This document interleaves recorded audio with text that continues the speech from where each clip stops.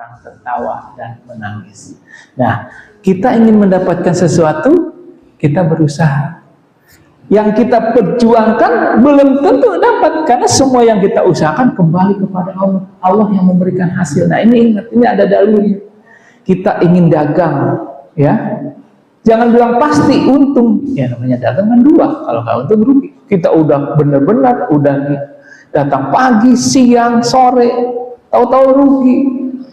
Ya, karena memang itu kita berusaha, kita akan mendapatkan hasil. Ya kan dua, yang tadi beramal taat, hasilnya adalah amal pahala.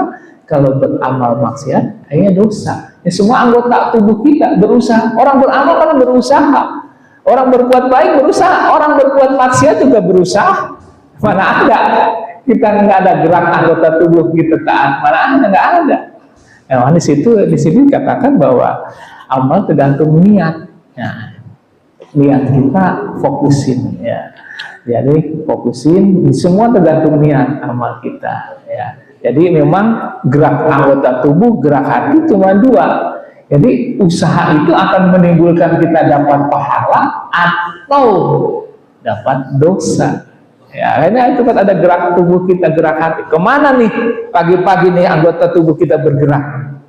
Salat subuh, ya, cari nafkah. Nah, kemana nih anggota tubuh kita? Misalkan mengabaikan sholat, menyakiti orang lain. Nah, semua kan gerakan anggota tubuh, ya. Hati kita kemana? Prasangka baik, prasangka buruk, ya. Nah, itu adalah mendapat nilai. Jadi ingin tahu tingkatan kita di sini di dalam poin 12, dan masing-masing orang ada tingkatannya sesuai dengan apa yang mereka kerjakan, dan Tuhanmu tidak lengah terhadap apa yang mereka kerjakan. Ya, jadi itu jangan khawatir bahwa Allah, apa yang kita lakukan kita mendapatkan nilai 10 kali di dalam surat Al-An'am. Barang siapa berbuat kebaikan mendapat balasan 10 kali lipat amalnya, dan barang siapa berbuat kejahatan dibalas seimbang dengan kejahatannya. Mereka tidak sedikit pun dirugikan. Ya, jadi kalau kita berbuat baik dapat 10. Ya, tapi kalau berbuat jahat bukan 1 kali, setimpal, ya. Ya, jadi berbuat baik dapat 10. Ya, Allah karena kita ingin berbuat baik, beribadah, ingin kita masuk surga semua. Ya, karena kasih 10. Kalau mau sedekah, balasannya 700 kali. Banyak syarat dan ketentuannya.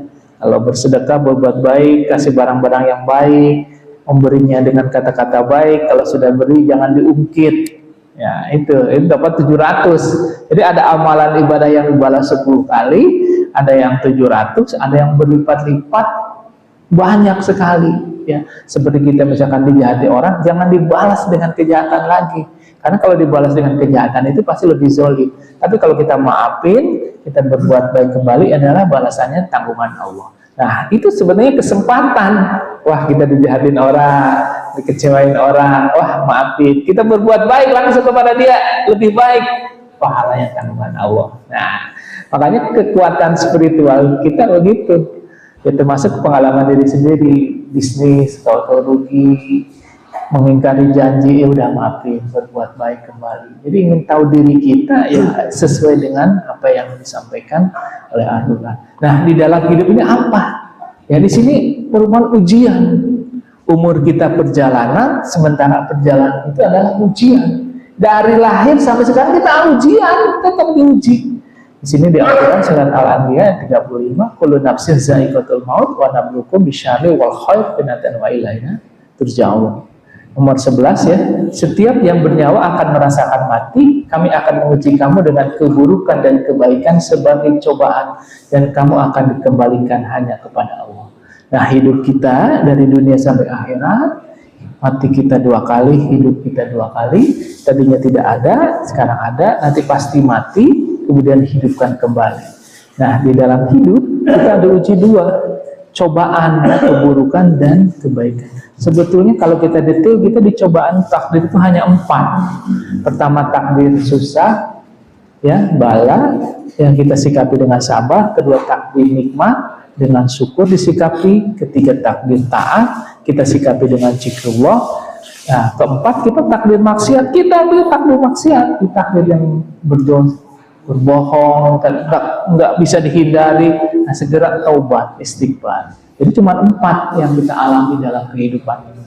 Ya, tapi yang penting karena waktu kelihatan udah siang, Bapak-bapak juga ada kegiatan yang lain. Tapi saya ini buka hadis ya, ini hadis qudsi ya. Penting untuk kita lakukan setiap hari. Di dalam hadis qudsi, aku memperlakukan para hambaku sebagaimana perlakuan mereka terhadapku. Ya, ya di sini dikatakan bahwa Allah berfirman, aku sebagaimana pikiran hambaku terhadapku, dan aku bersamanya jika dia mengingatku. Maka jika dia mengingatku dalam dirinya, aku pun mengingatnya dalam diriku. Dan jika dia mengingatku di tengah suatu golongan, aku mengingatnya di tengah golongan yang lebih baik daripada mereka.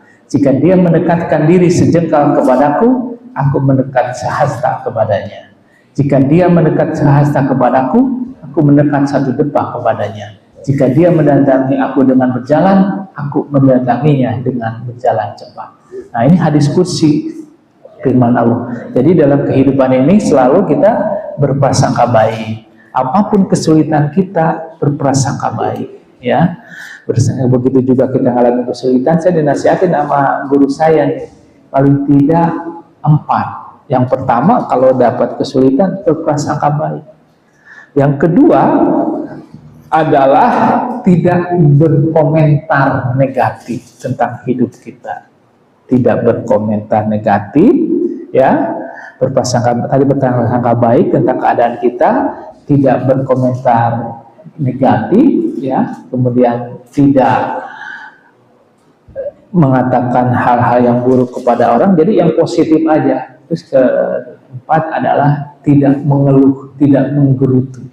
Yang ketiga ya, tidak menggerutu. Yang keempat selalu bersyukur. Apapun yang terjadi pada diri kita, kalau kita selalu bersyukur, kita bisa mengambil hikmahnya. Ini ada yang terbaik buat diri kita, ya. Ya memang penting sekali.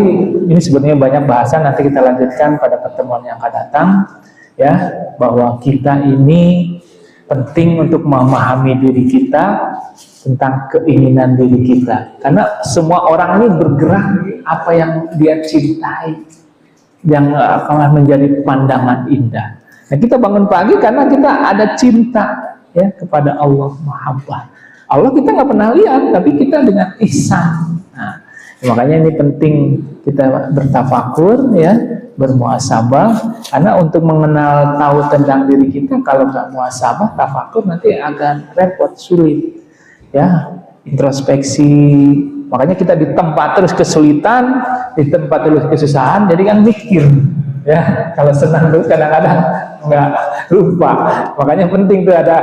Kalau kita berjalan dari rumah, saya dari rumah ke sini, roda itu kan berputar, ban itu ada pentil di atas, berputar kan, karena posisi kita ada di atas, posisi kita di bawah, muter, jadi seimbang, jadi nyampe gitu perjalanan kita. Ingat nih, kata Albert Einstein, jika keingin kehidupan kita seimbang, maka kita harus berjalan. Nah, untuk berjalan itu harus berputar. Nah, kehidupan juga sama matahari, ada terbit, ya, siang malam berputar. Ya, kita sama, naik kendaraan juga berputar, pentil kadang di atas, ke bawah, hidup kita kadang-kadang senang, kadang-kadang di bawah, puter, baru nyampe. Nah, jadi penting. Jadi memang kehidupan ini adalah, sekali lagi, bahwa umur kita adalah perjalanan, kemudian bahwa kematian adalah kepastian. Ya, makanya penting kita pahami. Di belakang ini ada beberapa tuh penting kata-katanya, ya. Di sini ada kalimat-kalimat yang mungkin untuk Bapak Ibu semua. Di sini ada beberapa makna kata, ya. Diciptakan kita untuk pengabdian, umur adalah perjalanan, ujian adalah pengampunan, kematian adalah kepastian, amal adalah kerelaan, iman adalah kekuatan, ilmu adalah pencahayaan, Islam adalah penyerahan, ihsan adalah kesempurnaan, takwa adalah perisai kehidupan, taubat adalah pintu rahmat, istiqomah adalah keteguhan hati, ikhlas adalah kemurnian jiwa.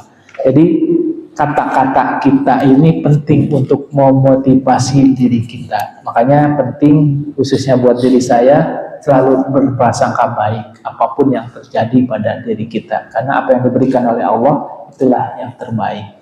Ya, sudah siang. Ya, sekali lagi saya mohon maaf bila dari saya ada kata-kata yang kurang berkenan. Jadi memang tujuan saya silaturahmi. Dalam silaturahmi ini yang saya sampaikan 5 kajiannya: muhasabah, tafakur, ilmu fikih, ilmu tasawuf, dan ilmu ikhlas. Karena ilmu ikhlas ini penting, karena perjalanan kita dari dunia sampai ke akhirat supaya nyampe bekal kita adalah ikhlas. Nah, ikhlas itu banyak ya. Selama ini kita menganggap ikhlas suka versi sendiri. Kita ikhlas versi Al-Quran, versi Allah, ada hadis, ya, pendapat-pendapat ulama. Jadi dari saya itu, jadi silaturahmi kita memang walaupun sebulan sekali atau 2 bulan sekali, memang ada pencerahan khususnya buat diri saya, karena saya menyampaikan ini yang penting bagi diri saya, menyampaikan dengan ikhlas, menyampaikan seharusnya saya lakukan dulu. Jadi jangan bicara sebelum melakukan. Ya, kayaknya kalau menyampaikan dari pengalaman itu lebih bermakna gitu kan. Wah, ini ngomong doang nggak dilakuin. Jangan. Di Al-Quran ada di dalam lembaran itu saya berita di print tuh. Jangan mengatakan sesuatu kamu sendiri nggak melakukannya. Itu jangan ngomong doang, kerjain kagak gitu kan. Jangan nyuruh, kerjain kagak gitu kan. Allah perintahkan di dalam surat bahwa penting kita jangan nyuruh orang lain, kita sendiri ngelakuin dulu. Ya, jangan suruh orang lainnya sholat gitu, dia sholat gitu. Ya itu, jadi memang di Al-Quran itu lengkap semuanya ada ya tentang hidup kita. Jadi memang saya dalam setiap kajian saya print, mudah-mudahan jadi sebagai acuan kita. Sekali lagi mohon maaf bila dari saya ada kata-kata yang kurang berkenan. Bila taufiq wal hidayah. Wassalamualaikum warahmatullahi wabarakatuh.